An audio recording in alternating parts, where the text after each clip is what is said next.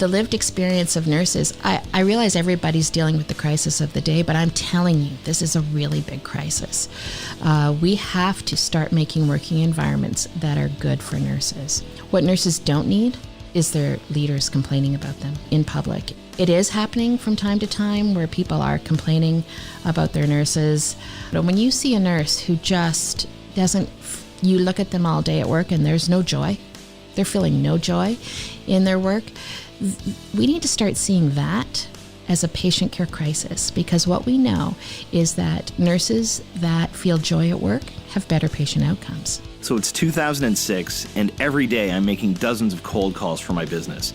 And today's guest is one of the very few people who didn't hang up a phone on me. That was the beginning of a professional relationship that turned into a really great friendship over the years. Dianne Martin is the CEO of WeRPN. It's a provincial nursing association here in Ontario, and she's one of the most respected voices in healthcare in the country. We touched on a number of topics in this chat, including what makes a great leader, what CEOs should and shouldn't be tweeting, the state of healthcare here in Ontario, and even a little bit on Harry and Meghan. This is my conversation with Dianne Martin. Thank you very much for making the time to speak with me today. Thanks for asking me. We're at your offices, WeRPN, formerly RPNAO. And on my way in, I was trying to remember when we actually first met each other. Before we get into that story, why don't you just give people the kind of 60-second overview of like who you are and your kind of your 60-second resume, so to speak. Yeah. I am a nurse. I am the daughter of a nurse. I am the mother of a nurse. I come from a family of nurses. I graduated first in 1979, and yes, I'm well aware that is now 41 years ago, as an RPN, which is a registered practical nurse in this province, and later became an RN as well. So I've kind of experienced all the categories of nursing. I spent the vast majority of my career working in maternal child nursing, and then in about 2004 launched into nursing leadership roles, and I have studied leadership and I've experienced leadership, and I'm fascinated by it, and I think it has the only opportunity to really change this healthcare system is leaders who are leading for the right reasons. And when you say this healthcare system, do we mean Ontario or just Canada in general? Well, that's a really good question. It's interesting because the Canada Health Act governs a lot of what we do, but provincially is how we really run healthcare. So my focus tends to be provincial. And it's a provincial association that you're working with as well. Yeah. So a lot of nursing in the family, obviously. Yeah. And what's your middle name? You have to let people know.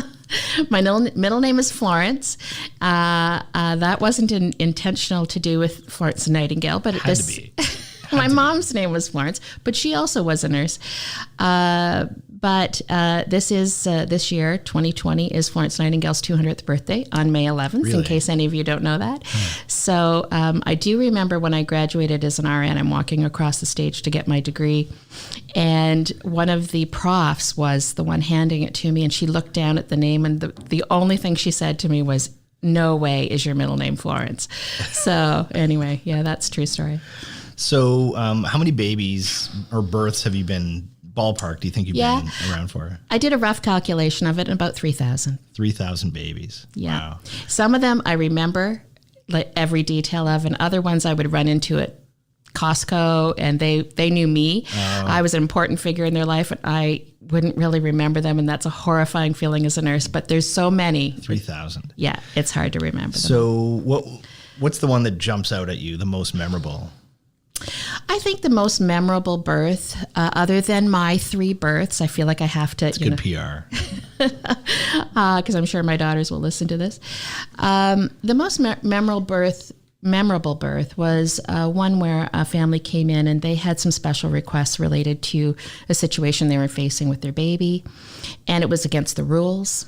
And I had to find the courage to take on that battle for them, to break the rules so that they could have what they need. I can't really give you the details, obviously, but and in the end, I was able to talk the right people into bending the rules for this family so that they could have the birth they needed to deal with what they were dealing with. And I think that was because of the amount of courage it takes for a nurse to take on the established rules of their organization. I think that's probably the proudest birth I have. They were a wonderful family, and I just loved being able to make a difference in that day that they needed more than anyone I'd ever seen. What stage in your career were you at this point?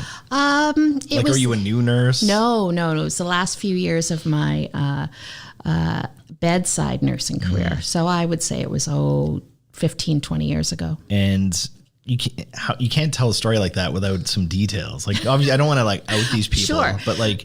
But are we talking about illegal? Or are we what degree of rule bending needed to take place?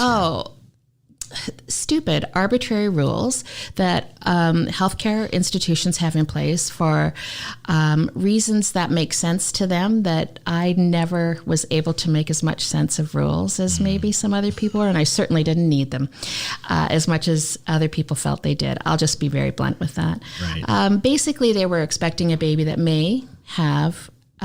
did have a degree of challenge in terms of a bit of a deformity, and they didn't know the degree to which it would be, and they had decided to deal with this as a family, and they wanted to have their whole family in for the delivery. I'm talking brothers. Wow. Both sets of parents, and we had rules against that number of people in a room. But why is that? Too many cooks spoil the birth? Why is that? We don't. Well, you don't want people. This is your workplace. You don't need people. Well, it's not my workplace. It's that family's birthplace. It's like bacteria, and I don't know. No, it's not. No. Sometimes we worry that the patient themselves might be the weakest person in the room. And how do we protect them if they don't want all those visitors? And those visitors sort of muscle their way in. Yeah. So we have rules that we think are for that reason, but I don't think we need them because I'm a pretty tough nurse. And if that patient doesn't want those people in the room, I'll take the heat. So you had to have a discussion with, I guess, some doctor or something? A doctor. How'd that go? Not so well. What's funny about that is this is a wonderful doctor, but she just said, basically in a nutshell, she said, I wouldn't want that at my birth once I'd pushed the issue. That's not the point. And I said, well, it's not your birth. But, she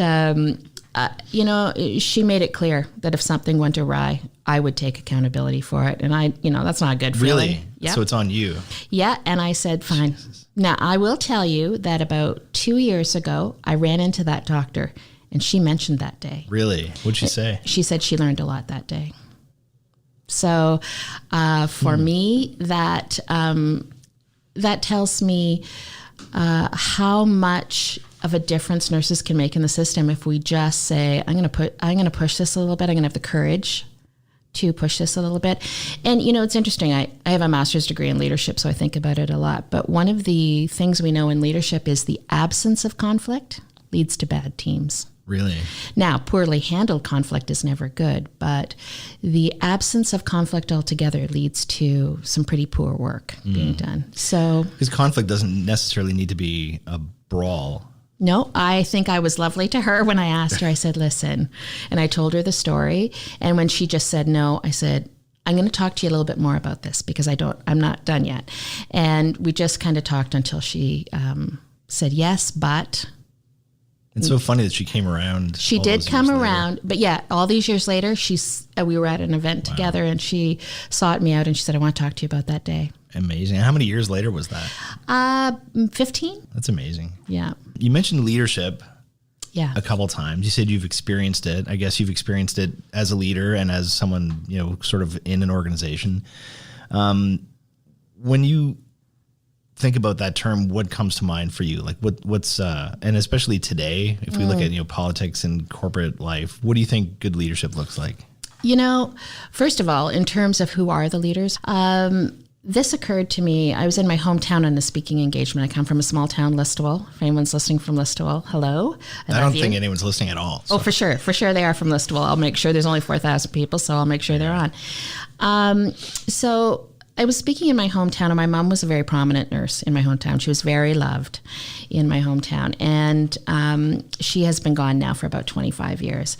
And so I'm speaking in my hometown. My mom's been gone for many years, and one of the nurses she worked with came up and talked to me and said, "Your mom would be so proud of you right now. You know, I'm a CEO. I'm speaking around the province."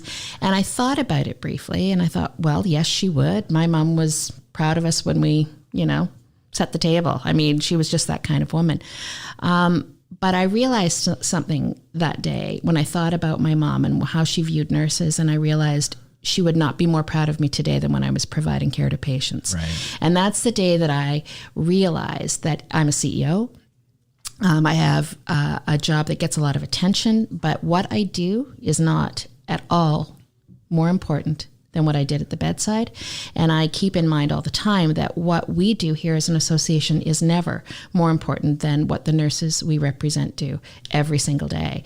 So what I've spent some time thinking about is the skills that are involved in leadership that I have to have every day: change management, conflict resolution, vision for what the future could look like.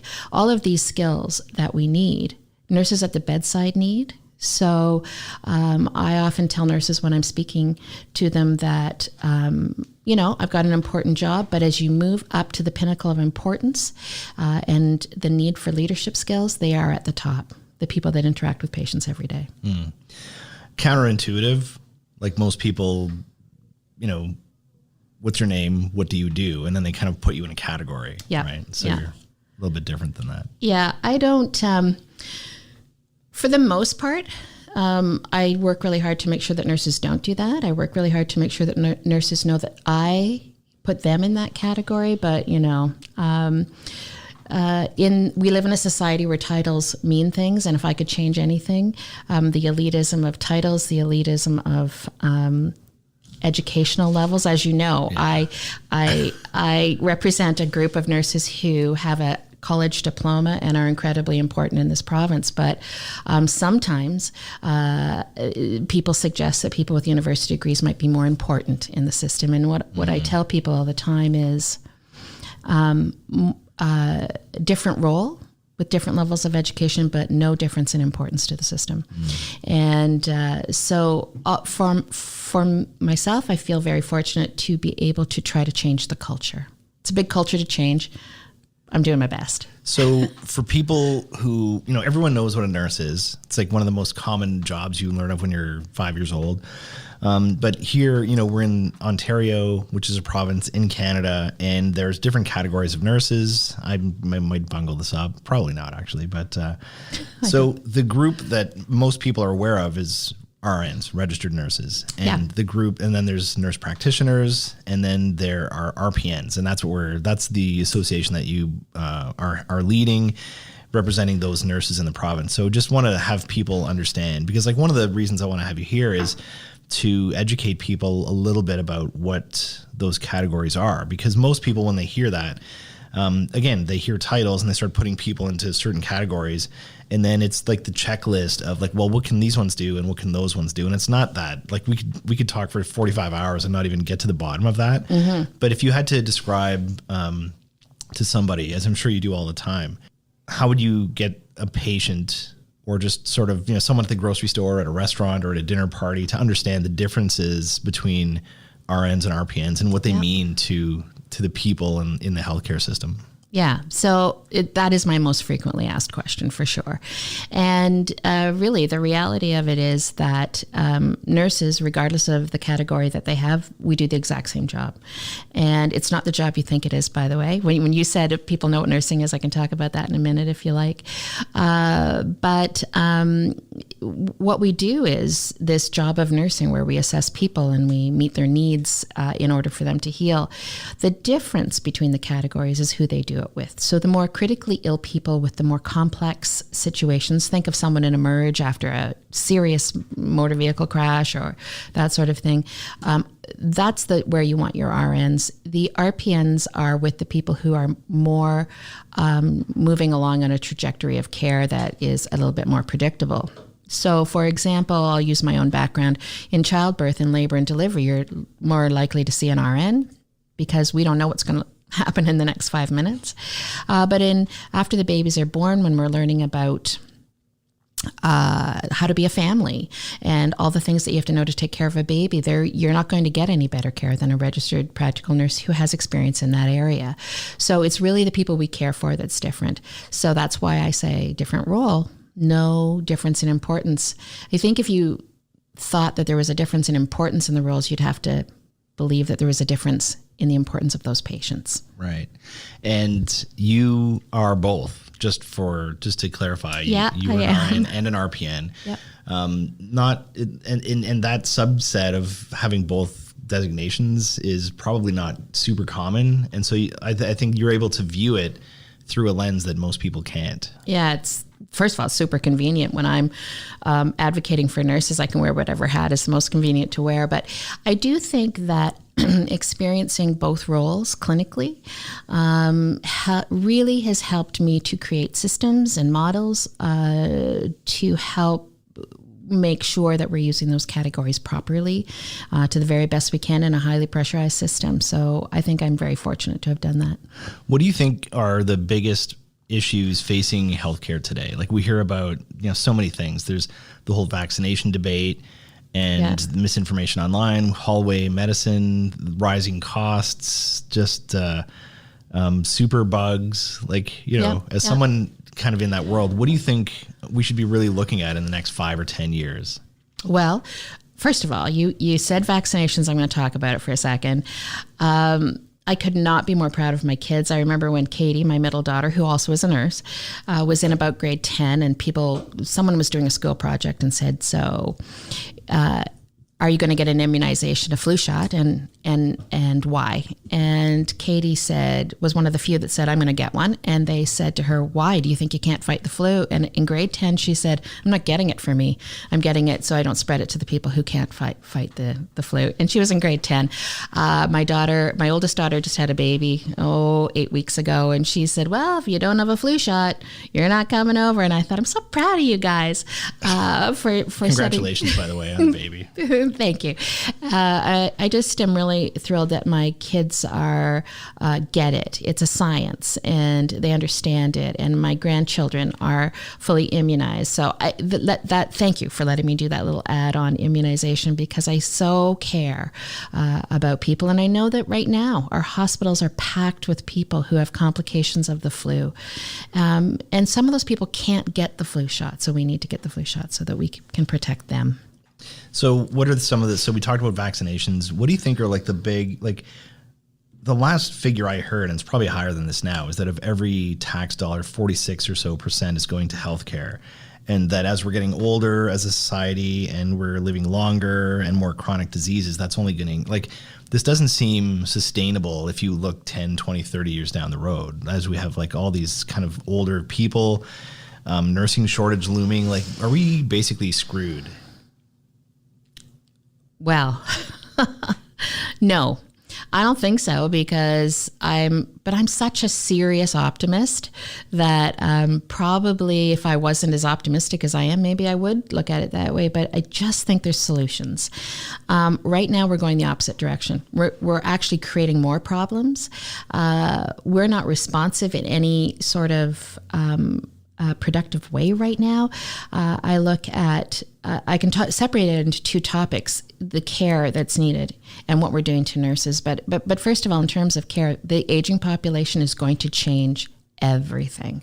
It's going to change how much pressure there is on the system, where we provide care, how we provide care, and only if we engage in a great deal of change is that going to work out.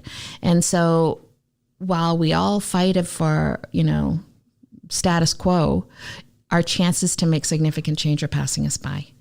And so I live in a lot of sort of frustration that we're not working harder to find innovative solutions. I know that right now people prefer to be cared for at home when they can be. I like to be at home.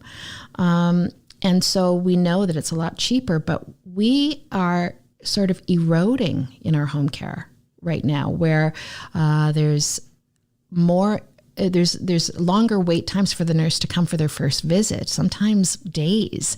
And during those days, they're critical. And sometimes your care is ended before you're well enough to have it ended. The communication to home care is very weak. So I think that it's almost like climate change. We have to smarten up, and we have to smarten up today and get doing some really innovative things, or it's going to be really bleak for my children and my grandchildren when we try to make that healthcare system work. We need a 16-year-old advocate for healthcare somewhere. We do. The other thing is, I'm seeing something in nursing that I've never seen before. And, you know, my mom was a nurse, and obviously a nurse for life. She, unfortunately, she died younger than we would have liked to see her die, but she worked right up until she was gone. I'm a nurse for life. I hope that when retirement comes, that I'll be able to not pine for nursing, because I love this profession. But we're starting to see a whole bunch of people that are younger as nurses who are saying, I got 5 years in me and that's it, I'm out.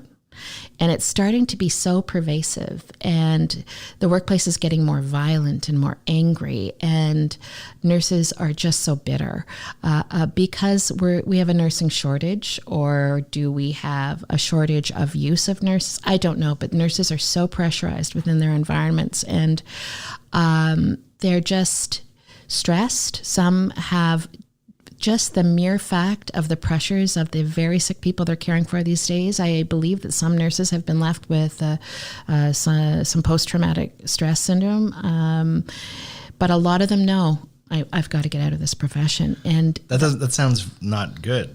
It's not good. You said, like, I thought you were going somewhere nice. You know, I'm seeing something I haven't seen before. I'm like, oh, here's the rainbow. Here we go. That sounds awful. It is awful. So if you have a shortage already, and then you have people kind of like tapping out of the profession, like, I go back to my original question: aren't we screwed? Well, I'm doing a lot. I'm doing a lot of work personally to try and to address what this lived experience, or even just tell people and have them understand the lived experience of nurses. I realize everybody's dealing with the crisis of the day, but I'm telling you, this is a really big crisis. We have to start making working environments that are good for nurses. What nurses don't need is their leaders complaining about them in public. And it is happening from time to time where people are complaining about their nurses. You know, nurses who, and it's even in subtle ways, nurses with increased sick time, nurses with, a variety of things like that. It's like burnout. But it is burnout. It is burnout. And when you see a nurse who just you look at them all day at work and there's no joy, they're feeling no joy in their work, we need to start seeing that as a patient care crisis, because what we know is that nurses that feel joy at work have better patient outcomes. Certainly when I was practicing in the first 20 years of my career, we didn't just have joy. Man, I had a good time at work, and it was taking care of patients, but I loved my patients. My coworkers were my best friends. And, you know, I was in the hospital the other day with a family member who was having care, and I was there a really long time. And the whole time I was there, I thought, I love being in a hospital. I mean, I watched the nurses, I watched the patients. I enjoyed myself. It's weird. Then you're one of few. Most people hate it. Oh, I love it. I love the smell. Really? That's the worst totally. Smell. It smells like my mom. And, but I'm telling you, the generation of nurses now that are in the 10 years in are not having that joyful experience anymore. And it is impacting patient outcomes, and it is impacting nursing numbers, and that impacts wait times, and that impacts your patient outcomes. I just have to say that I think it's time that we focused on these people. Now, I'm not alone. The Institute for Health Improvement, it's an international group. They have suggested that the welfare and health of your team and happiness of your team is a key aspect of health improvement that you've got to start addressing. So I'm not alone in this, but I certainly am working hard to make sure that gets noticed. There's a term that I learned in working with you over the years that sort of describes the feeling. You talked about the lack of joy in the nursing today. And for a lot of people, or too many, the term that I hadn't heard before, and I think it's sort of, it might bleed over into other professions, but it seems specific to nursing. It's called moral distress. Yeah. It's the feeling that like you have, like people get into the profession of nursing because they want to help people overwhelmingly. I think that's what the research says. Yep. And then you go into a shift at a hospital or a home or a doctor's office or whatever, and you feel like at the end of the day, like you're losing ground. You're not making progress. You feel like you know what you should be doing and you're not getting there, and then your shift is over and you haven't had a break and you haven't had lunch and you leave and you feel like worse off. Can you talk a little bit about what that is? Right. So nurses are an interesting crew in that, by and large, the chief motivator for nurses is quality outcomes of their patients, literally feeling like they made a difference in the life of a patient. We like our paychecks, there's no doubt about it, but making a difference in the life of a patient is really why we show up every day. And all of us throughout our career will have days where we go home and we think, oh man, I promised X, Y, or Z to that patient and now I'm home and I never got back to them, or, I forgot to do this or that, or I wasn't able to make that family member feel better or whatever. And it bugs you when you're at home. Well, that was just something you had to deal with from time to time, all nurses. But now nurses come home every day with a full head of the things that they didn't do to the degree to which they wish they did it. It was first articulated to me from a long-term care RPN who said to me, I have a man that I care for who is the loneliest man I've ever seen, and I can't stop and have a conversation with him. And that broke my heart. She said, he just needs a hug. He just needs one human being to talk to him, and I can't do it. And the distress she felt, she phoned me. We're strangers. She phoned me just to unload the level of distress that she takes home with her every day on not meeting those needs of patients. And I hear it from my own daughter. I hear it from other people as well. The distress that they were given a job to do that they know how to do correctly, and the barriers that are stopping them from being able to do it. It's the thing that hurts nurses the most. Complex problem, obviously. And I'm thinking, if that's me and if I feel like that after I get home from work, I too am going to leave that profession, right? I'll go sell cars or work at Denny's or something, so if knowing what you know, having so many years in the healthcare system and knowing all the different aspects of it, how would you fix, is this fixable? And what would you, if you had a magic wand and you could implement policy or throw money around, what would you do to try to change the direction of this ship? Well, 100 little things. But to start with, I think that we have to understand that frontline manager is probably the hardest job in the building in any healthcare organization. But I would suggest that an open door policy for frontline managers where nurses feel like they have a voice. I think just the simple question to nurses from all levels of leadership, tell me what that looks like for you. What does that feel like for you? And because I find the thing that motivates change better than anything is the story of a patient. Here's what that experience was like for my patient today. I would advise every nurse listening to master the art of when you're feeling moral distress and you're feeling anger and you articulate it in ways of, this is what your manager's not doing for you. If you can change your approach to articulate it in ways that describe what that experience was like for your patients, things change. So I would practice that as a nurse. But we also need to understand that I understand there's no more money in the system. So how can we provide enough care with the money that we have? And that means we've got to fix up home care. And we cannot, I know that in a hospital, for example, nursing is the largest part of the budget.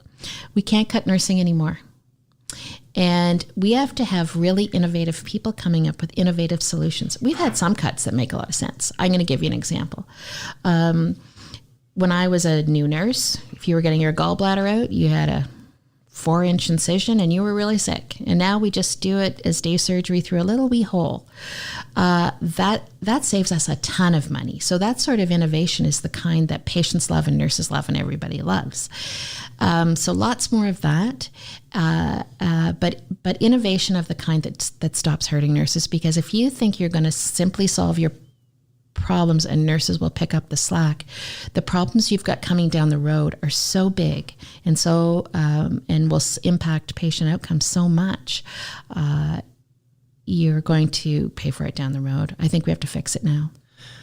Nursing is also one of the professions where they've got the expression was like eating their young, right? Where there's and it's not pervasive, but there's like negativity or I'm not sure what that, or maybe maybe does that happen in other professions? Like there's always like the office kind of gossip or backstabber, but nursing seems to have a specific element of that. And where does that stand today? Is that getting any better in terms of Ontario, at least?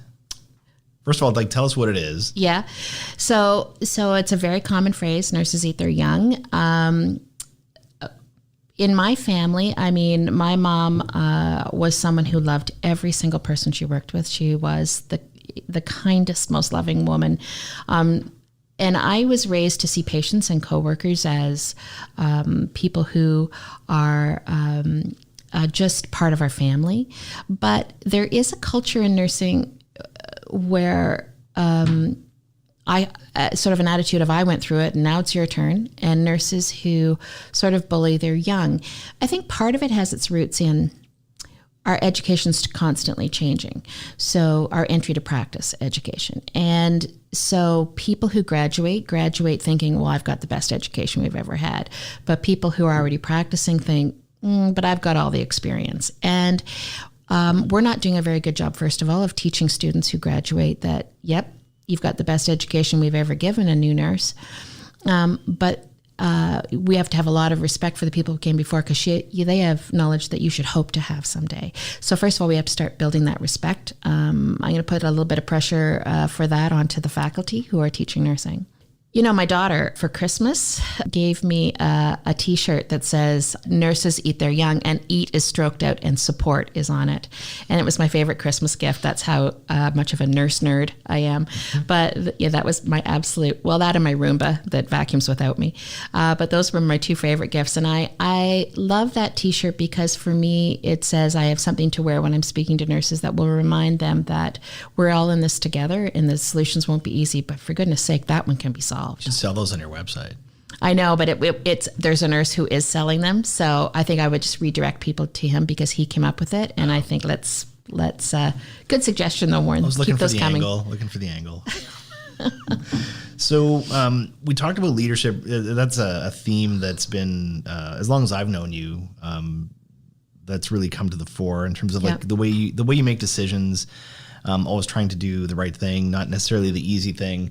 I'd be interested in your take, and we can go in a bunch of different directions, but recently, and I think I kind of know where you land on this, and it was about the Michael McCain tweet storm towards Donald Trump and the American government. So Michael McCain, CEO of Maple Leaf Foods, the multi-billion-dollar company, took to the company's corporate Twitter account and said, I'm Michael McCain and I am livid and we are grieving. So one of his employees' spouse and child was on the airplane. You're smiling. You can't wait to jump on this. So unprecedented, I think, is a word I'm comfortable using for that. I can't remember a Canadian CEO, especially through Twitter, voicing those sorts of political and personal feelings. Has seemed to really, and I've been reading the coverage, polarize people. Like there's one of two camps. Nobody is just medium on it. They either think he's fantastic and he's amazing and they're high-fiving him, or they think it's completely inappropriate. Your thoughts? Well, my dad's side of the family come from the United States. A lot of the people I love live there. I love politics. I love to pay attention, and I listen and investigate heavily the American politics. I think we're in trouble. I don't mean Americans. I mean all of us. I think we're in trouble, and I'm scared. I'm scared every day. I have grandchildren who need to grow up in a world with security, and I think we're heading down a path that is really frightening. I think those grandchildren someday are going to say to me, "What did you do?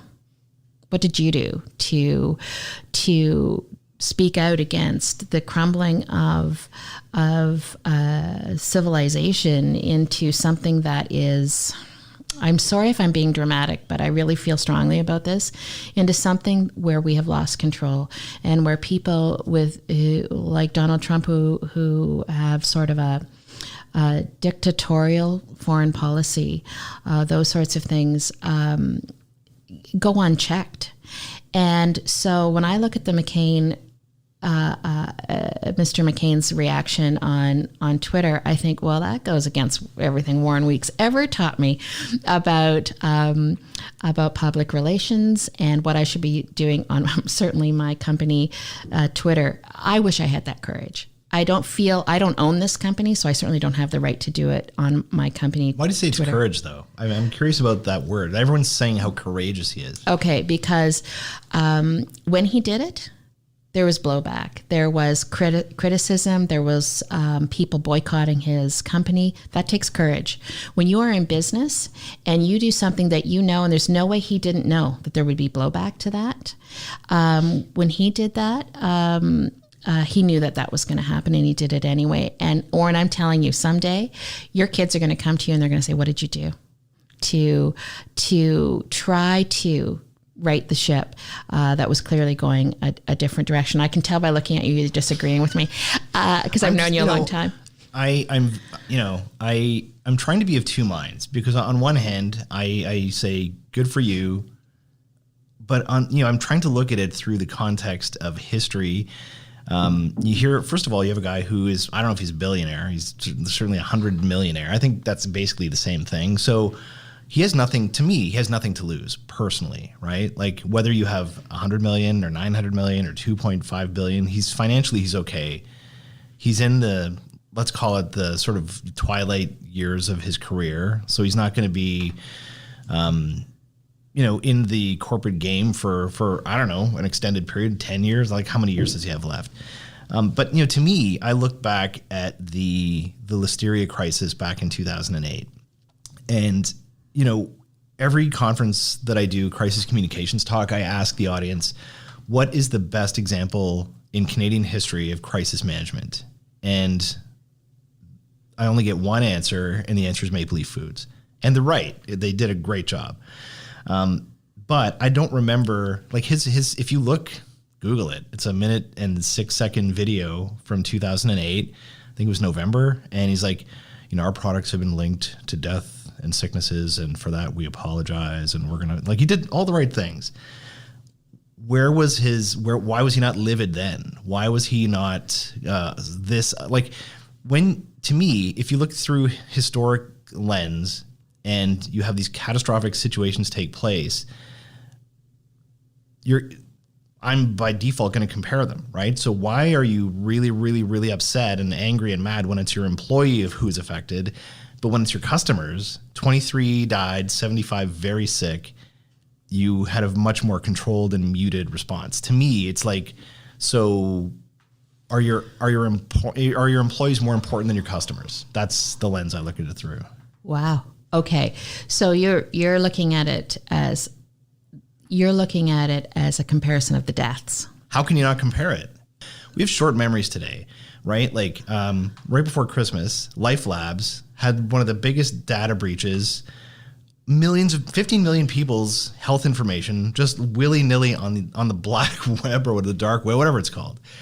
And now we don't even hear about it anymore. Like we haven't heard nothing about that. Like it's gone. So I guess the thing that's confused me the most about the whole issue is that we're not just talking about the issue. We're talking about how he handled an issue years and years ago.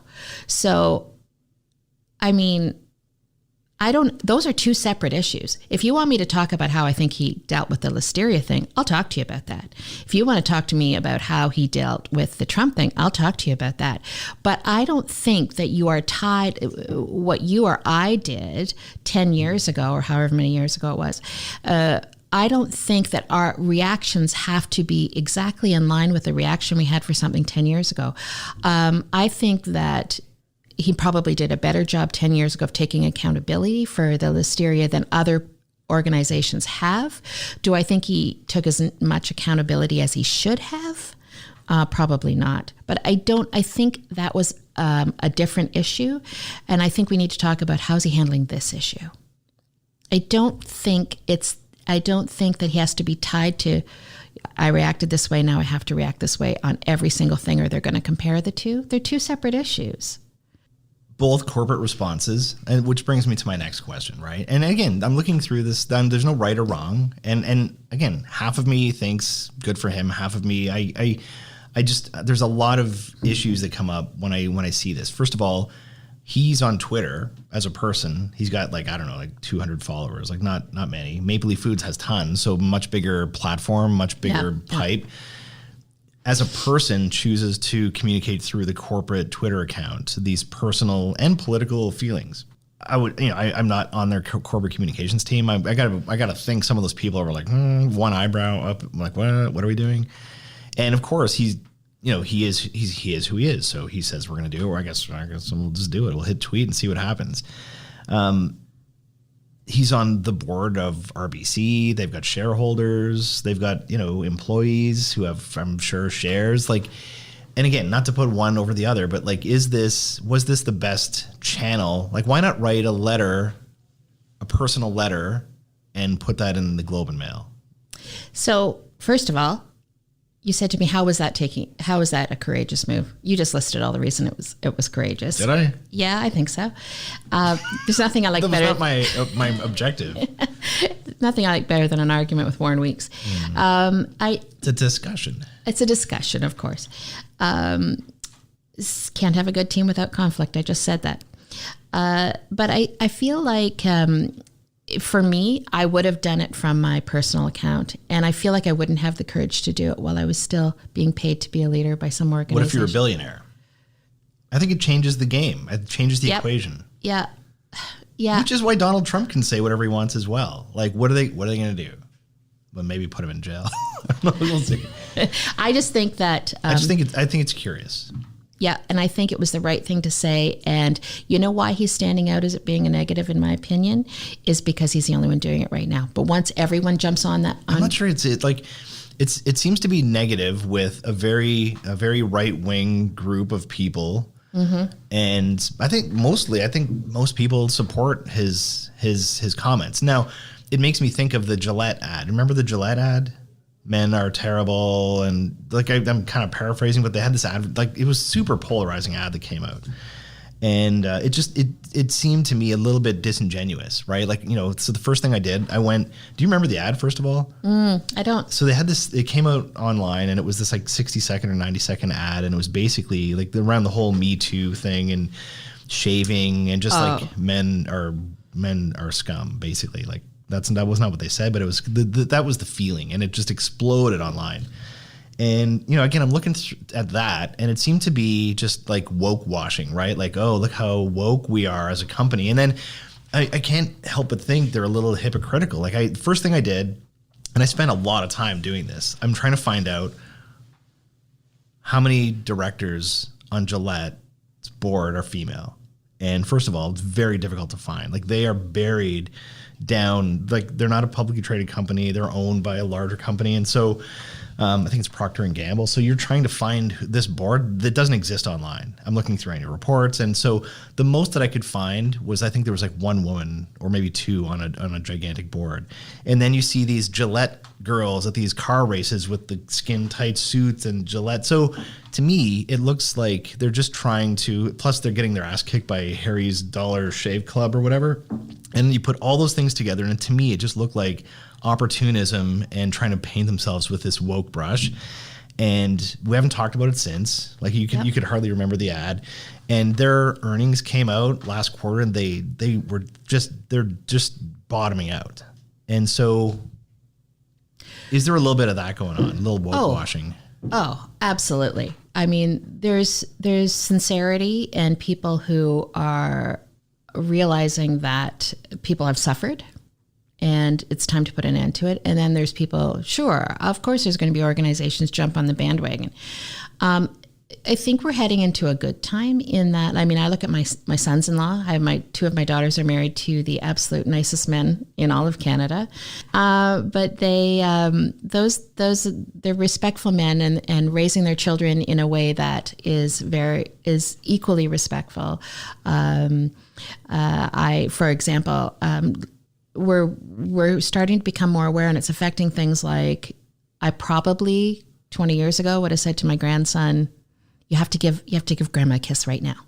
And if I said that today, my daughter would say, Mom, you ask, he'll give you consent. Oh my God. I'm trying to raise a son that seeks consent. And I think we are heading into a really good space.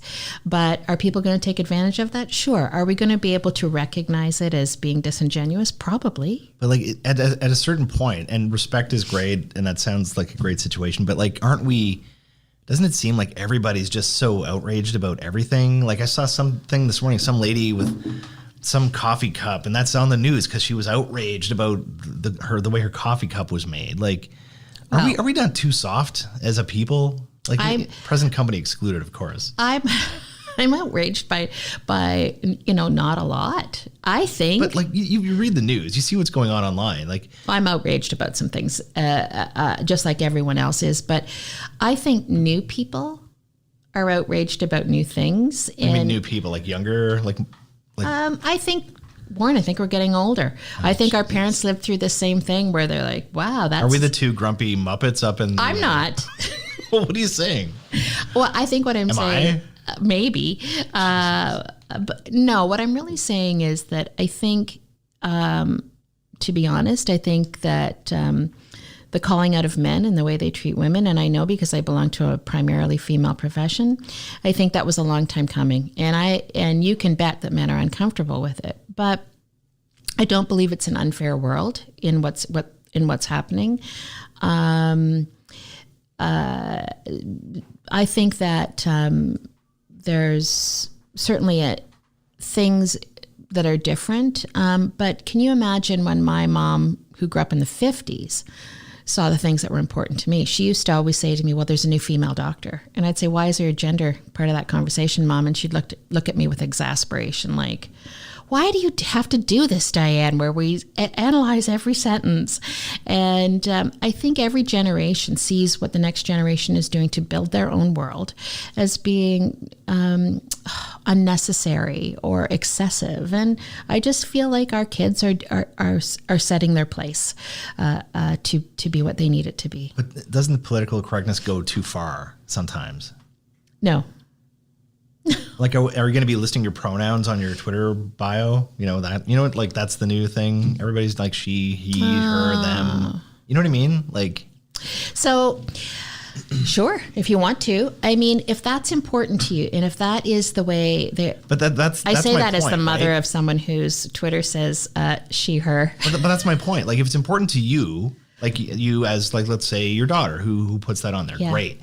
But are you like, what about, Elizabeth Warren putting her like, yeah, we know who you are. We know you're a woman. So I'm going to use this as an example because you know this example really well and you've lived it because you've been worked with me on my communication and media for a really long time. But there was a time when people would say nurses and RPNs. Or is there a nurse here? And they would say it to an RPN who is, of course, a nurse. And they would, those sorts of phrases. And, 14 years ago, I was tasked with changing that culture. And after a few years, I would be at meetings and someone would say nurses and RPNs and everyone at the meeting would turn around and look, cue Dianne. And then I would have to say, actually, RPNs are nurses. They're all part of the same profession. And we don't hear that as much anymore. It has changed. Do you know what that was? That was political correctness. And so you can't pick and choose, Warren, the types of political correctness. I would say that's not politically correct. That's just, it's an error. Like it's an actual black and white error. Like you're categorizing somebody in the wrong bucket, right? Like it's not. See. That's how I see it. Yeah. As a grumpy Muppet, I guess. I see that as my bucket. Yeah. And me being very clear about how we should be referred to, and other people have their buckets, and they get to argue for what is important to them, and I respect that. Yeah, I guess. No, and yeah, I totally get that. But like where I think it's damaging or problematic is where people will be outraged about something that they see online, and then they have to try to demolish that person's career or have them have the Twitter mob jump on their back. You know what I mean? That is a very different issue in my mind. But they're connected. They are connected, but I think the problem is the forum and the way we react to things and the way we feel that we are empowered by the strength of our voice. I remember, Warren, back years ago when it was hard for us to get press out about our really important category of nurse. And you told me, well, why don't you make your own press? We'll use Twitter. We'll use all of these different forums. And you know what? It's powerful. And it has worked, yeah. It has worked. We did videos. We became well known. We got our message out about the really important people that we represent. But of course, everything is a pendulum, and now we've swung into everyone understanding their incredible power. And so I don't think it's the political correctness. I think it's the sort of seductive nature of being able to have power when you feel powerless in a situation and you overstep without realizing you're overstepping and using social media power in a manner that should never be used. So I quite often in my head, like I'm caught up in the environment, I quite often want to like personally attack someone who says something negative about a practical nurse. And it's not like I haven't actually, but for the most part, I try to realize, your attacks in quotes are very professional. Well, thank you. But I try to remember that I've made a lot of mistakes in my career and I've said things that if I could have them back, I would. And I try to realize that we're all, those people who are going to say some things and think, man, I'd like to delete that tweet now. So I try to keep that in mind. But I don't think that's the political correctness. I think that social media is a bit of a poison. Some would say social media just amplifies who people already are. For sure. I agree. Where did we land on the Michael McCain thing? I don't want to get too far away from that before we wrap that up.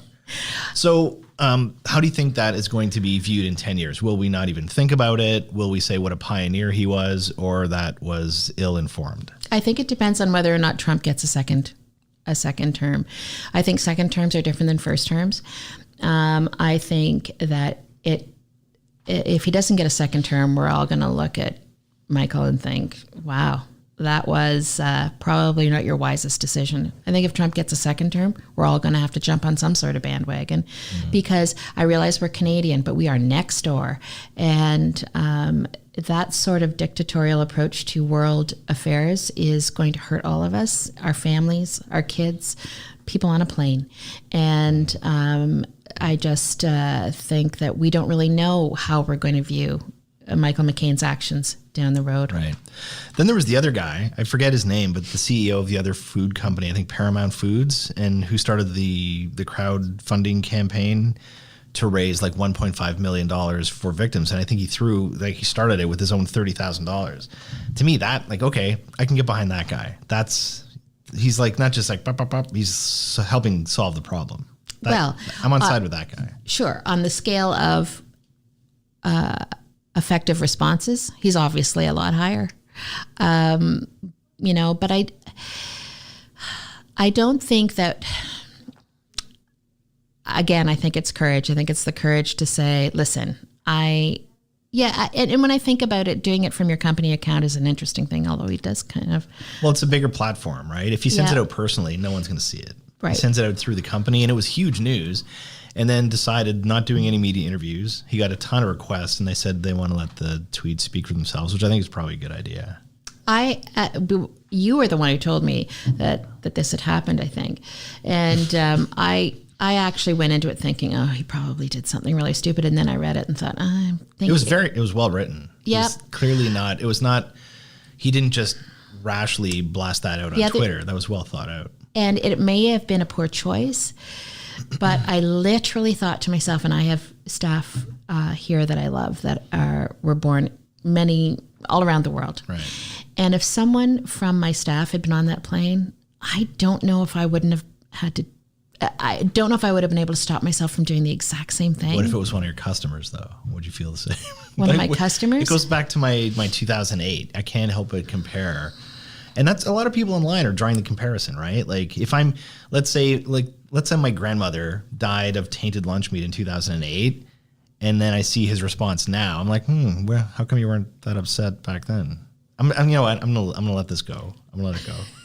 So we agree. Bold and courageous. Yeah, it's certainly unique. And there's a lot to think about there. There's a lot to learn from there, and I don't really know. I had a really good media trainer, so I personally wouldn't have done it. But am I glad he did it? I am. Well, not doing it is safe, right? He definitely took the less safe route. Yeah. I don't know. I guess. It's kind of like my view of leadership. If I had, during the last 14 years, always taken the safe road, RPNs wouldn't be where they are today. I believe that really strongly. Sometimes when we've done things where we've taken a stand on things and I knew that there would be a lot of blowback on it, I just have really started... I remember going home some nights thinking, oh man, I don't know how well this is going to go, but I did it for the right reasons.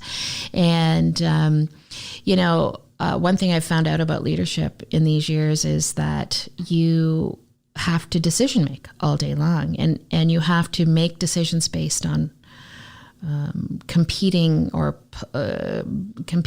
priorities or polarity, and sometimes it's really hard. But if you take a moment and you say, I'm going to examine what is right, not what is expedient, not what I want the answer to be, not what I can talk myself into believing the right answer is, but really what is right, not what will get me the most profile or get me the fastest revenue or the whatever, but really what is right. I think if you're playing long game, which I always think I am, then you're going to make your decisions based on something entirely different. So do the right thing. Do the right thing, and remember how easy it is to talk yourself into believing the right thing, knowing what you would prefer, the expedient thing. Talk yourself into the easy thing is the right thing. Exactly. It's really, really easy to do, and find ways to get around that. So we're in the sort of media communications crisis realm. Did you wake up to that shrieking alarm on January 12th? I did. So this was, we had a false nuclear alarm in Ontario on January 12th, Sunday morning, about 7 a.m. We have this alert system where your phone starts this awful sound. And then you pick up the phone and I'm like, holy shit, there's like a nuclear incident, and basically stay tuned.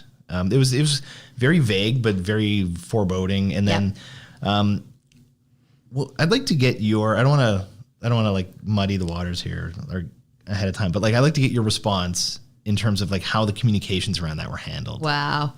First of all, I never resent that alarm.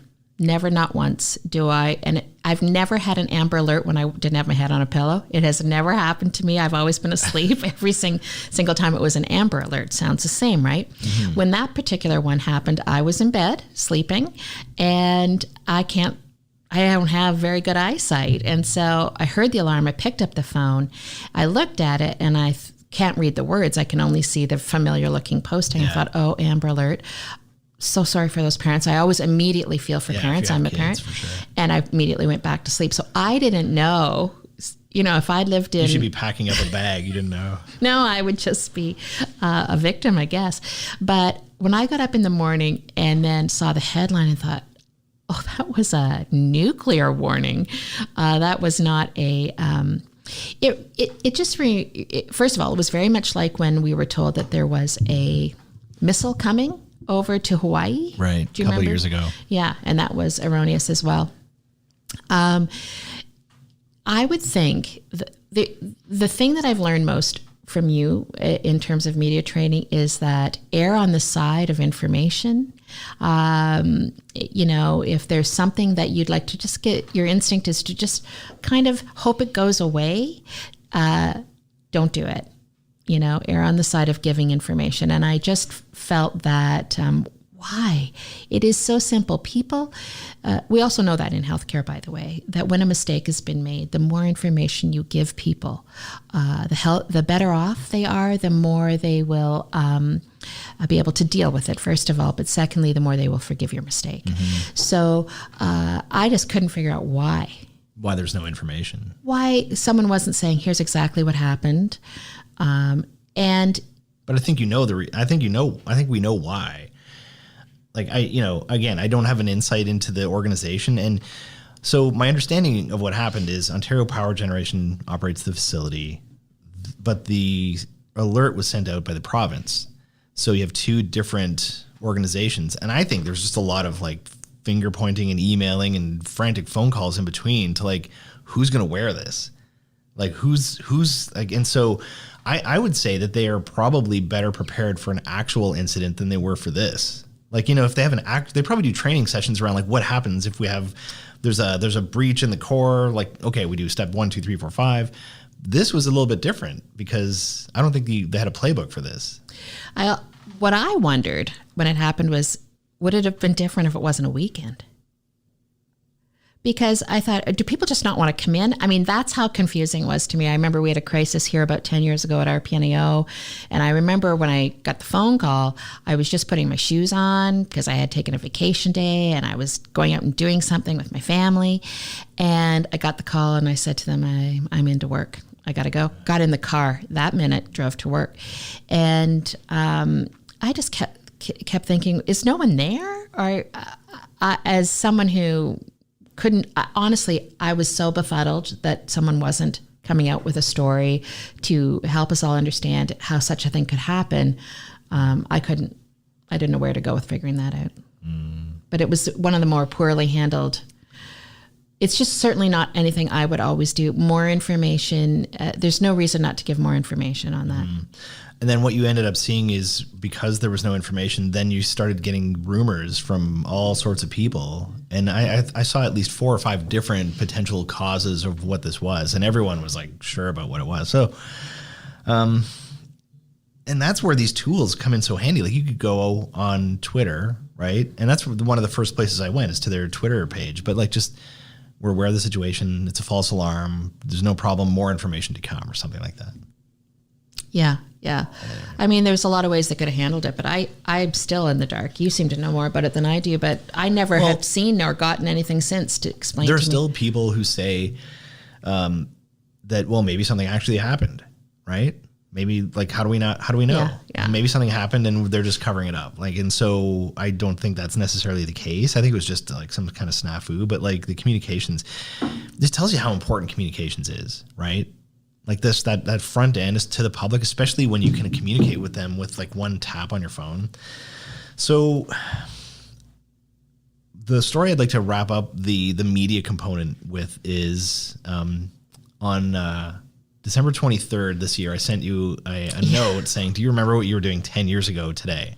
So there was a media relations issue that we had with formerly was RPNAO a little over 10 years ago. Yeah. And so when I'm interviewing people, I like to, especially when Carly was here, one of the stories we had was about a time that she went to work and she ended up crying at the end of the day. You probably heard that one. And so this is one of the few times I've ever heard you cry.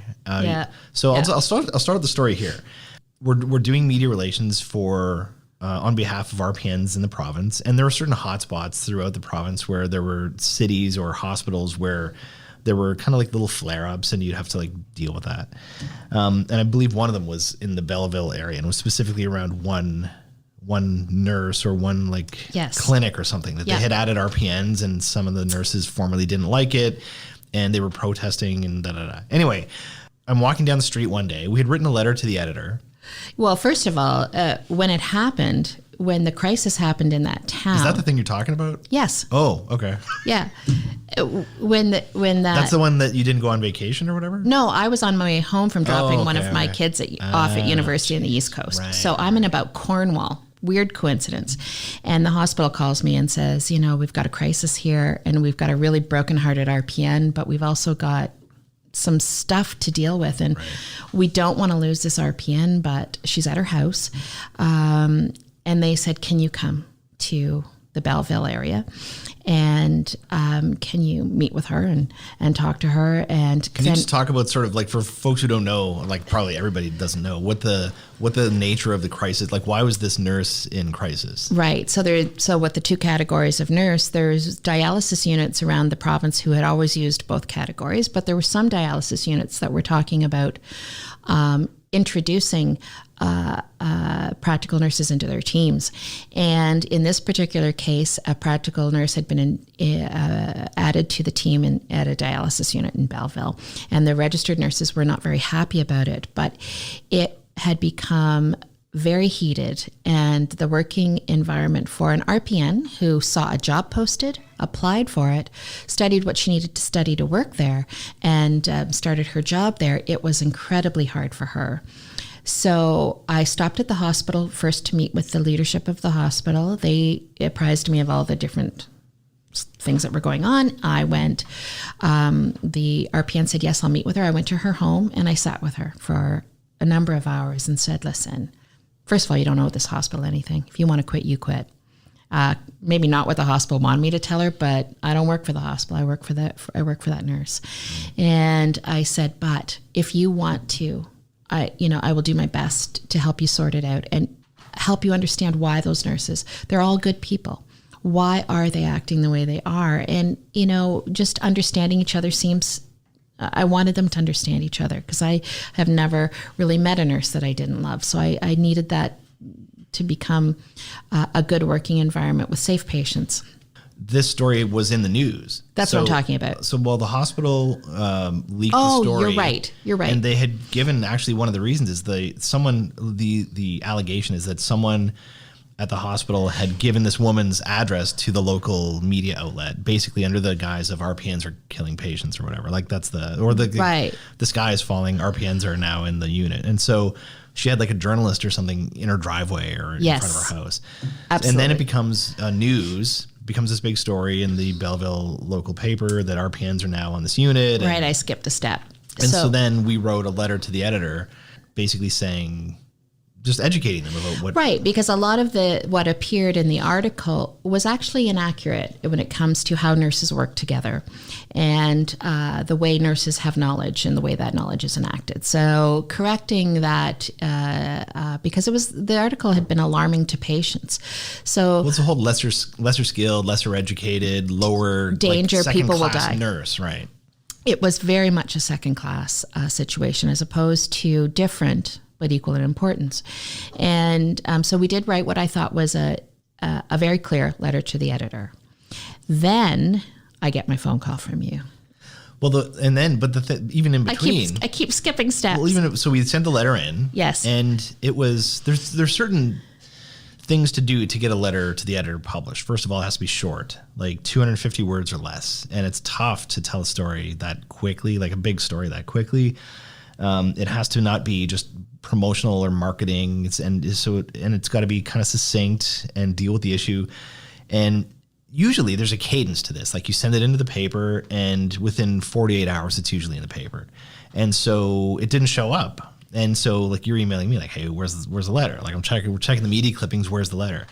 And so I had sent an email to the editor of the paper. I forget the guy's name, and I've actually tried to find him online. I guess he's pre-internet or whatever, but he's just, and I don't think he's there anymore, but I sent an email to the editor saying, hey, just checking in. Did you get the letter from us? And, do you need any more information? Do you have any questions? Just trying to poke along. And he said, oh no, well, we're publishing it. Yeah, don't worry about it. I'm like, okay, that's great. And so the next day, the letter comes out in the paper and we're all like high-fiving. Hey, yeah, that's great. And then is when I get a phone call from you, which is I guess he had written an editorial about your letter, right? And then you read that editorial, and that's where our story picks up, I think. Okay, so first of all, you're remembering it wrong. No, that doesn't happen very often with you, but I remember exactly where I was on the 407 when you called me and told me that he had written an editorial. You called me. You called me. You called me. Doesn't matter. Outcome was the same. I put my head down on my desk and I sobbed into the phone to Warren Weeks. Which I don't know. I thought you were laughing. When you picked up the phone, I thought you were laughing.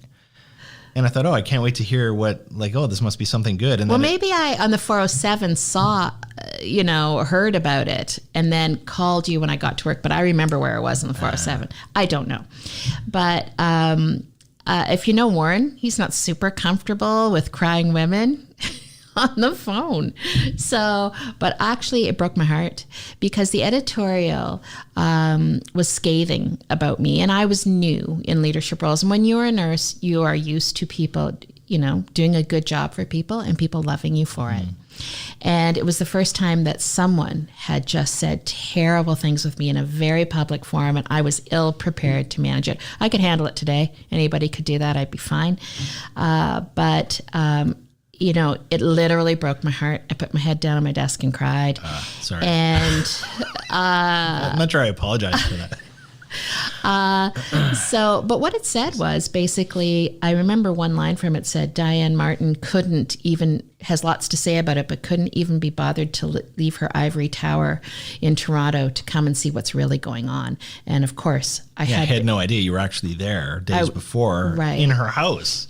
In her house and at the hospital with the nurse leaders. So to me, from a journalism standpoint, pick up the phone and ask. He just assumed that you didn't go. To me, it's a little sloppy. Right. So, of course, my instinct is, all right, well, he just said those terrible things about me. We're going to write another letter to the editor and correct him because I was there. I was with that nurse. I was working to make sure that the nurses move forward from this in a loving way so that they could care about each other and provide good care together. And I said, Warren, you need to start writing a letter to the editor with me. And you said, we're not going to do that. You said the line that I'd heard from you 100 times and continue to hear 100 more. We're not going to get into a war of words with someone who buys ink by the barrel. Yeah.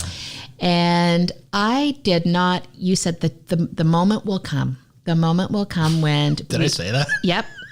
We'll figure out what our next move is, but a letter to the editor is not it. And to be really honest with you, I thought that you were a bit of a wimp and we're just going to let it go, and then I was never going to have my say. He wanted you to write another letter. I get that now. And then he writes another column, and then it's just...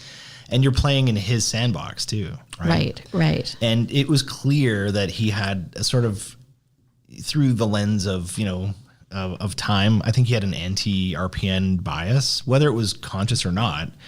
But then there was something, so in between, I know where we're kind of headed, but in between, I think that we had instead gone directly to your membership through email and Facebook and saying, look, you might have seen this letter and you might be wondering why we haven't responded, and here's the reason why. Because I said, who's your audience? Your audience is your members. And so I think we targeted the communications to them.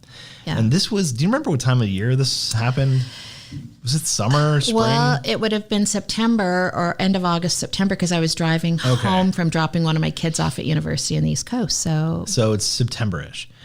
And then we fast forward to, I love what did you say? We'll have our moment? No, there'll be something come along someday that gives us our moment. This looks really good and through, I feel like Nostradamus now. So then, do you want to tell this part? Well, you came up with the idea. You tell this part. Okay. So it was, everyone's offices are shut down. It's the Christmas season, the holidays. And I remember I'd gotten up and I'm having coffee and I'm looking through media clippings because we get, the daily, whatever, nursing news. And there was a story in Belleville about this child. Do you remember the kid's name? I don't. I remember his name. I don't. Cute little kid, but there was a story about this child who was like 2 or 3 years old. He was very young and he had very bad, I think it was sleep apnea. And so this kid was stopping breathing many times per hour. And his mother, I think a single mom, and Right. trying to support her kid. Hadn't had a decent sleep in like 9 months because she was like literally shaking him back to life multiple times per night. And the gist of the story was that he needed this piece of equipment. What do you call those things? Sleep apnea monitor. And they are available to children who have sleep apnea, but there was something about his case or his age that it wasn't covered. It wasn't covered. He fell through the cracks. And now this mother had very little money. Right. Okay. So I saw the story and I thought that's December 23rd and it's like 8:30 in the morning. And I don't even have my presents wrapped yet. Like Me neither. Talks about my planning skills. But so just had this idea. I said, it would be great if this was in any community, but it's in Belleville. This is where we had this shitstorm with this local reporter, and we haven't done anything since with them. And so I sent you a note saying, hey, here's a story in Belleville. I forget exactly what I said, but it was basically, would you be open to the idea of maybe the association getting this piece of equipment and giving it to this kid, and then we go there today and present it to them, and we call up the media and see if we can turn this into something. And you said yes. And so then we had to try to track down one of these things. I forget what day of the week it was, but I'm calling all these different places and all these companies, Metagas or whatever, and trying to track down one of these units, which are like not cheap. I think it was like a $5,000 unit. It was $5,000. That's right. And so called you up. You said you were up for it, and I think that took like that our whole day. Like I think we ended up finishing around like 11 o'clock at night by the time we got back. But like, what do you remember about? So I picked you up. We grabbed the thing, and then we headed off to Belleville. What do you recall? Well, first of all, from a media standpoint, it was a great plan, but I never if that opportunity to do that for that family, if there'd been no media coverage, it still would have been one of the best days that I'd ever had, because that woman needed that so badly. And so what happened was you found one. I don't even know how, but you found one somewhere. It's you in picked Markham, it up. I think. You and I met up at the 401, and I got in the car and away we went to Belleville. We arranged to worst traffic ever. Yeah, well, it's Christmas, and we arranged to meet with her. And we're arranging all this on a cell phone on the way. Right, but I'll tell you what I remember. First of all, cute kid, really cute kid, and a woman who is raising him all alone with no money and just a huge struggle.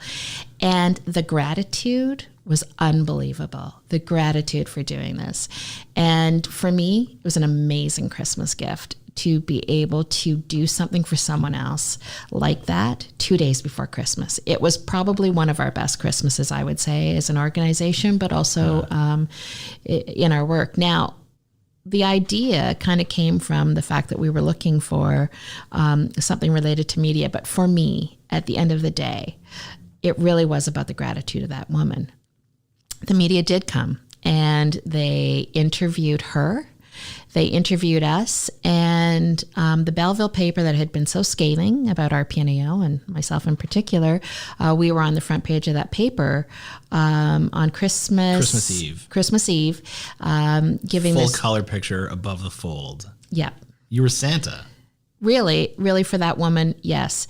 And it was just she had a lot of gratitude, but for that. But I had a lot of gratitude to be able to show that community that had been told something different about practical nurses, that practical nurses really are about people, taking care of people and that sort of thing. So I felt that that was a pretty cool event.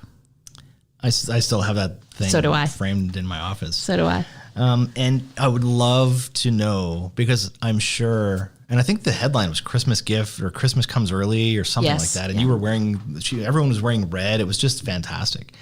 And front page of the paper, which is so hard to get, especially on Christmas Eve. So I would love to know when he figured it out, when the editor figured it out. Oh my God, that's the woman from August. Just like, I'm sure that maybe he'd never put it together, but to me, like that's how you do that.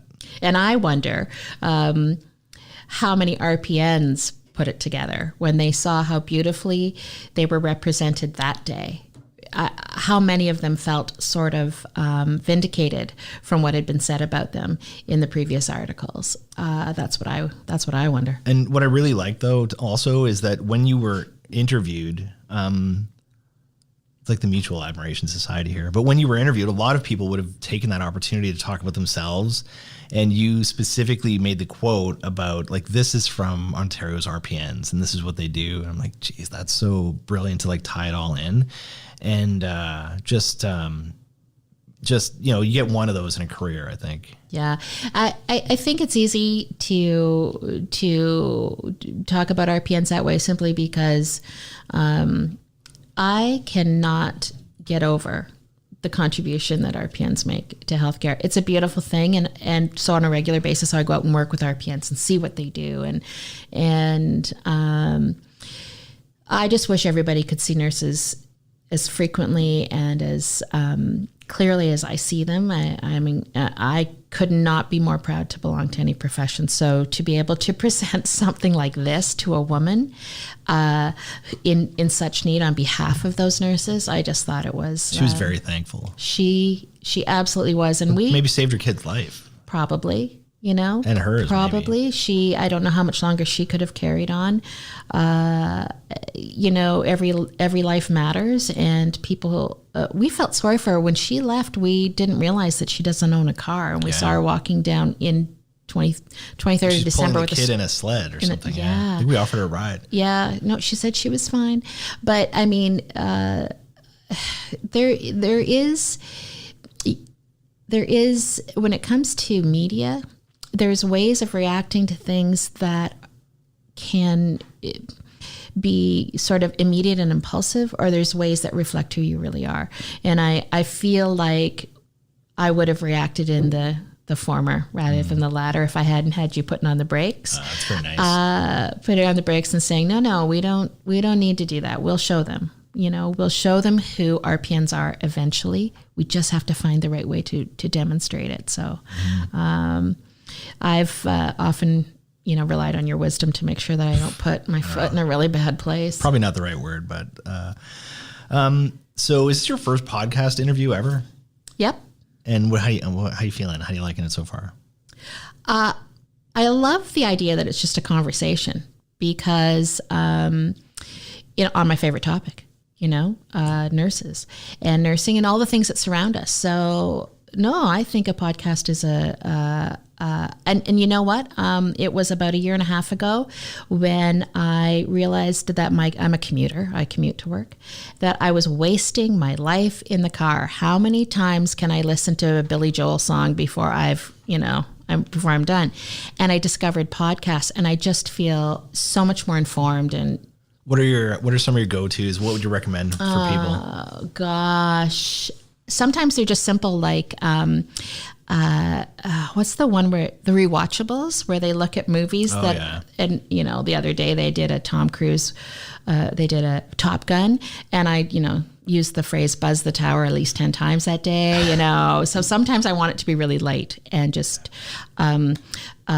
have a good laugh. Other times there's some nursing, healthcare commentaries more than nursing. Actually, nursing's a bit of a dry area, but I love Pod Save America because I like to know what's going on with the Democratic Party in the United States. So I do get a little political. There was a fantastic series of podcasts recently where they interviewed all of the female first ministers from across Canada, people who had been, Kim Campbell, Kathleen Wynne, and what was the commonality? And it wasn't about their political party. It was about what's the experience of women as first ministers.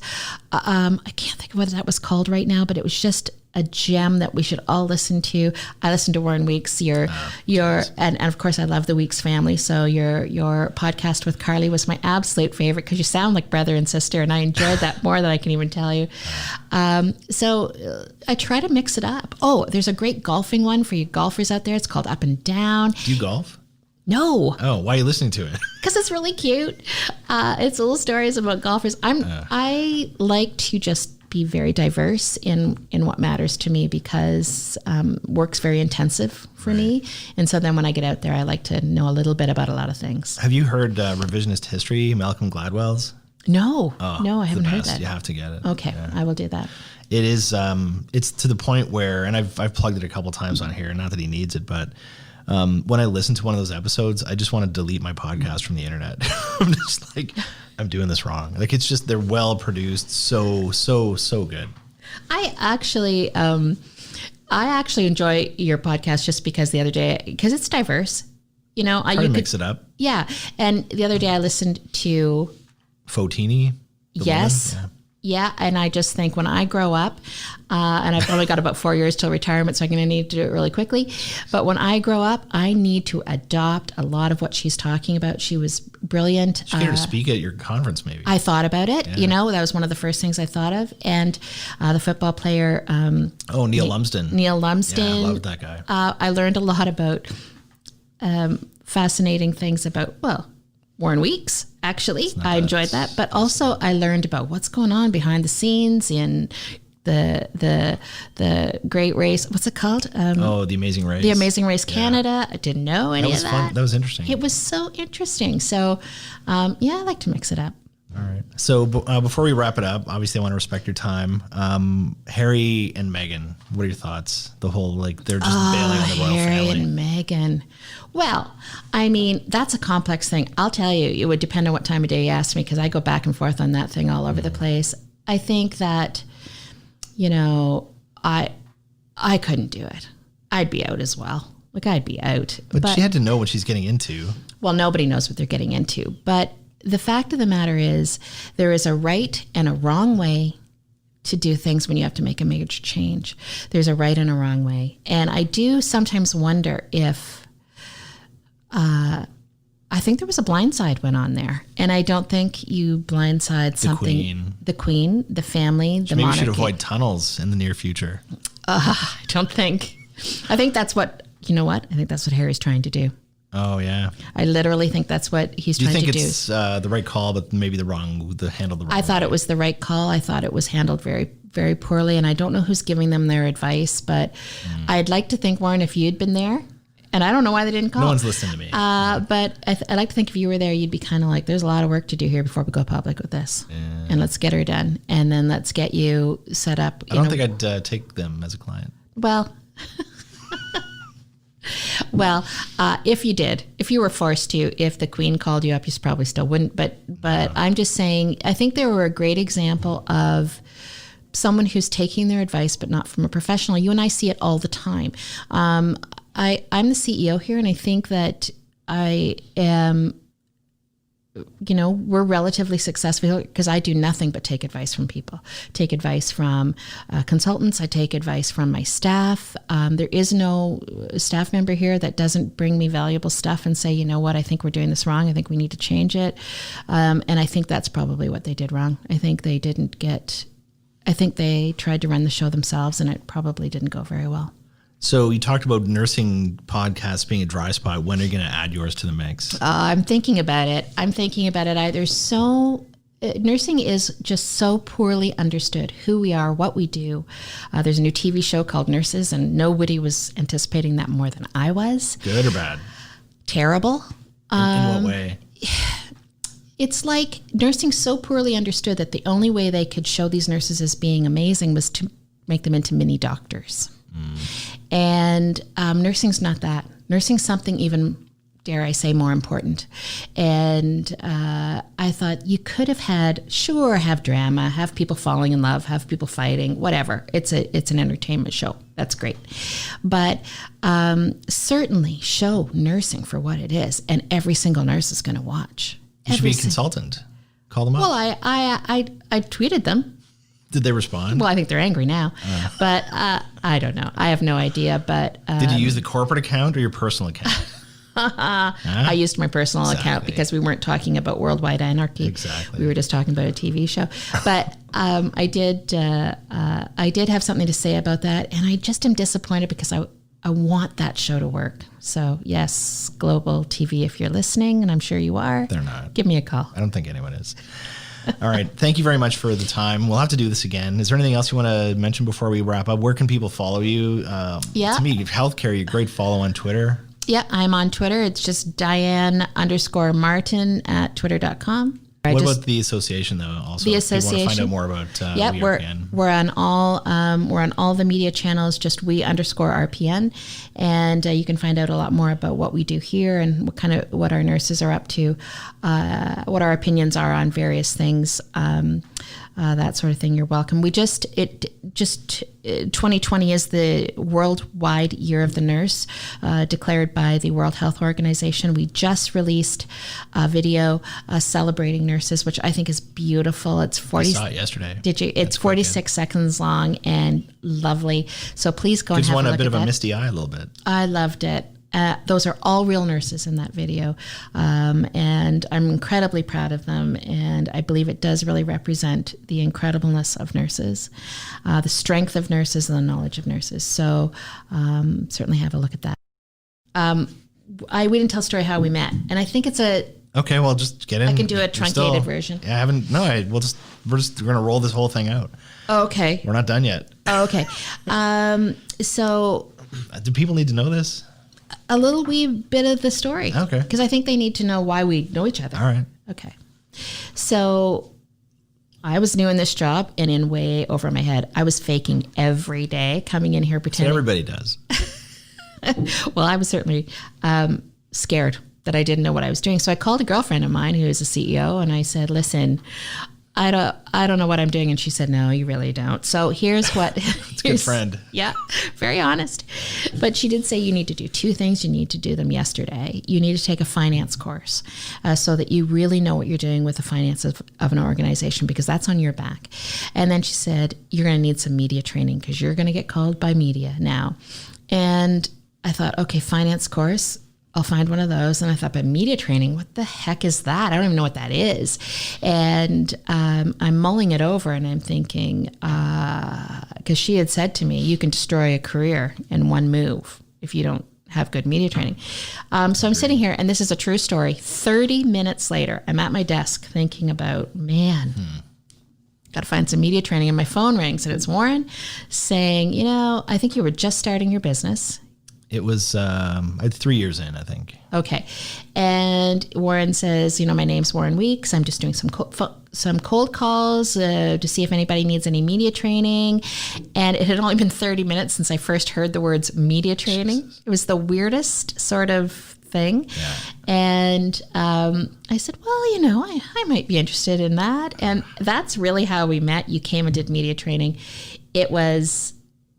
incredible. You've done it every 2 years ever since then for our board and our key staff who deal most with the media, and also one-to-one support. I want to thank you for the support all the years of when I have some really controversial interviews coming up, the preparation that you do one-on-one before we do an interview. That's been incredible for me, and I think it's one of the reasons I personally have been successil here and not making... very flattering, but I'm not sure it's not quite accurate. I think that's been a real plus. Did I ever tell you why I called that day? No. So cold calls don't work. So if you have a business, don't get the impression cold calls work. They did once. And they work. Well, I think only 2 of them that I ever made of hundreds and hundreds and hundreds, only 2 of them actually worked. But what they do is they get you used to rejection, first of all, like people telling you either don't call us, go bleep yourself, or go to hell, or we have another provider. So you build up a thick skin. It's like being a Vikings fan. Or a Leafs fan, I guess. But no, the reason, I was thinking, who do I call? Where I got to start somewhere. And so back in those days, I would put together lists in an Excel spreadsheet of, I would go through Canada Newswire. I would just look at the news releases that were sent out that day, and I would kind of go through that list and find if there was a communications director or a marketing director or a CEO or whoever's name was at the bottom of the news release. And this is before anti-spam laws and all that stuff came in. Although I think cold calls are still cool to do. Oh, they're still happening. But again, they don't work, except this one. And so there was a news release about you were appointed as the executive director of this association. And so you're one of my, 20 news releases that day, and then the name and the number were on there, and that's why I called. Ah, okay. Well, I don't know what I would have done. I would have ended up with someone, but I really feel like I've been prevented from making some pretty big mistakes. And you've gotten to meet the whole clan almost at this point. I think there's one sister you haven't met. There's one sister I haven't met. I will say that my favorite Weeks is Erin Weeks, because she's an RPN, but she just has an advantage the rest of you don't have. But I think I'm the last Weeks at the you're at the bottom. I used to be the only one, and now I'm like at the bottom. Your dad helped me find a good restaurant once. Carly writes nice things about nurses. Yep, Carly's incredible for healthcare. To be honest, she is impacting healthcare in a way that she probably doesn't even fully understand. There is still Tanis, but I'll get to her. But right now, Erin is at the very top of the pinnacle of the Weeks family. She'll love to hear that. Yeah, she already knows. All right, thank you very much. Thanks. Thank you so much to Dianne Martin for making the time to speak with me. And as always, thank you so much to you for taking the time to listen. If you have a second, please head over to Apple Podcasts, leave a rating or a review for the show, and subscribe if you haven't. Helps other people find the show. Anyway, thanks again, and we'll see you next time.